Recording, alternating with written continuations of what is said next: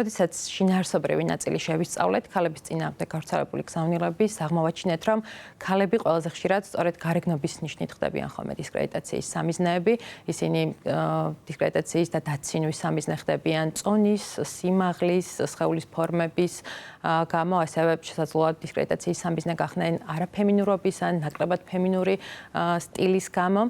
გარდა ამისა, მუდმივად დაცინვის და გაქილიკების საგანია ქალების პირადი ცხოვრება, მათი ცხოვრების ინტიმური დეტალები.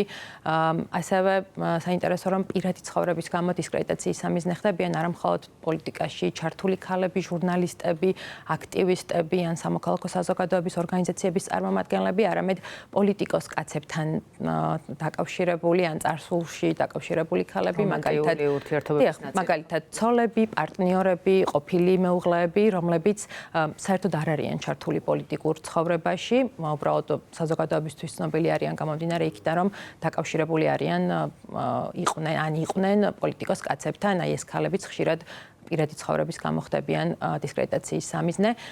როგორც წესი, ქალების წინააღმდეგ გავრცელებულ გზავნილებში ძალიან კარგად ჩანს ხოლმე და ისახება საზოგადოებაში არსებული გენდერული სტერეოტიპები.